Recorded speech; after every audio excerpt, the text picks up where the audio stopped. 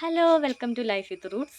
അപ്പം നമ്മുടെ ഇന്നത്തെ വീഡിയോ കരിമുണ്ട ഇനത്തിൽപ്പെട്ട കുറ്റിക്കുരുമുളക് ചെടിയെ പറ്റിയാണ്. ഇന്നും പതിവ് പോലെ അച്ഛൻ നമുക്ക് കൂടെയുണ്ട് ചെടീനെ പറ്റിയുള്ള കാര്യങ്ങളൊക്കെ പറഞ്ഞു തരാൻ വേണ്ടി. ദേ ഒരു ഹായ് കൊടുത്തേച്ചാ. ഹായ്. ഇതിപ്പോൾ നമ്മൾ കൊടുക്കാൻ പ്രായമായ പരുവത്തിന് നിൽക്കുന്ന 3 മാസം പ്രായമുള്ള തൈയാണ് കരിമുണ്ടയുടെ പുഷ്പപ്രാണ് ഈ നിൽക്കുന്നത്. ഇതിപ്പോൾ കൊടുക്കാൻ പരുവത്തിനായി നിൽക്കുന്നതാണ്. 3 മാസം പ്രായമായതാണ്. ഇതാണ് നമ്മൾ കൊറിയർ ചെയ്യാൻ പോകുന്നത് അല്ലേ? ഇതാണ് നമ്മളിപ്പോൾ കൊറിയർ ചെയ്ത് കൊടുത്തോണ്ടിരിക്കുന്നത്. ഇത് ഫുള്ളത് കരിമുണ്ടയ്ക്കും വേറെ ഇനവും തമ്മിലുള്ള വ്യത്യാസം എന്താ? കരിമുണ്ട എല്ലാ സീസണിലും കാച്ചുകൊണ്ടേയിരിക്കും. അതുപോലെ തന്നെ നല്ല ഈൽഡുണ്ട്, തൂക്കവാശി കൂടുതലുണ്ട് കരിമുണ്ടയ്ക്ക്. പിന്നെ ഒഴിച്ചിൽ, കൊള്ളുകേട് അങ്ങനെയുള്ള രോഗങ്ങളൊക്കെ കുറവാണ് കരിമുണ്ടയ്ക്ക്. കരിമുണ്ട കായ്ക്കുമ്പോൾ വേറെ ഒരിനവും കായ്ക്കാറില്ല. നമ്മുടെ കരിമുണ്ടയുടെ ബുഷ് പെപ്പറാണ്, അതായത് കുറ്റിക്കുരുമുളക്. നമുക്ക് പെപ്പറാണിത്, കുറ്റിക്കുരുമുളക്. കേറുതലയുണ്ട്, കേറുതല ഞാൻ കാണിച്ചു തരാം. ഇതെല്ലാം കുറ്റിക്കുരുമുളകിൻ്റെ കേറുതലയാട്ടോ. ഇത് നമ്മൾ എന്നാ മരത്തിൽ കയറി പോണ തല കണ്ടിച്ചെടുത്ത് ചെയ്യുന്നതാണ്. ഇതിൽ ചുവട്ടിൽ വല്ല കണ്ണി കുത്തി കയറുന്നതാണ് ഇത്.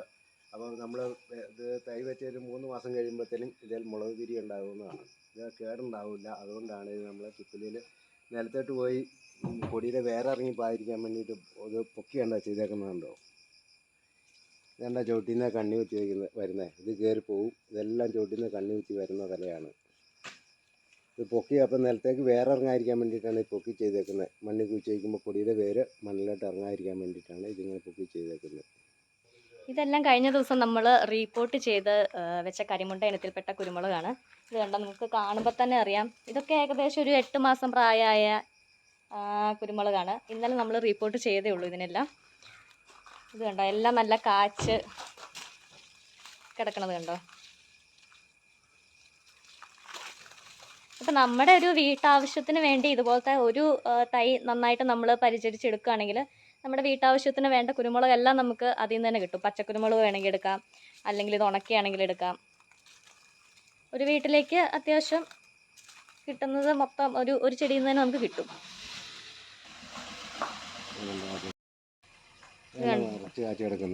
ഇത് മുഴുവൻ കണ്ടോ, നിറച്ച് കാച്ചു നിൽക്കുന്നതാണ്.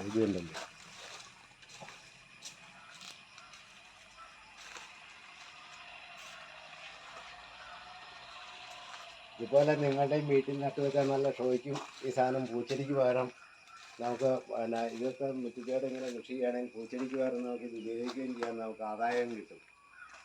ഇപ്പം മിറ്റം തന്നെ വേണമെന്നില്ല കേട്ടോ. മിറ്റത്ത് സ്ഥലം ഇല്ലാത്തവർക്ക് വേണമെങ്കിൽ ടെറസിൻ്റെ മുകളിൽ വേണമെങ്കിലും വളർത്താം.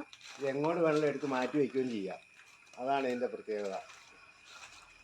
അതുകൊണ്ടാ നമ്മുടെ വീടിൻ്റെ മുറ്റം നിറച്ചിപ്പം ഈ കുറ്റിക്കുരുമുളകാണ്.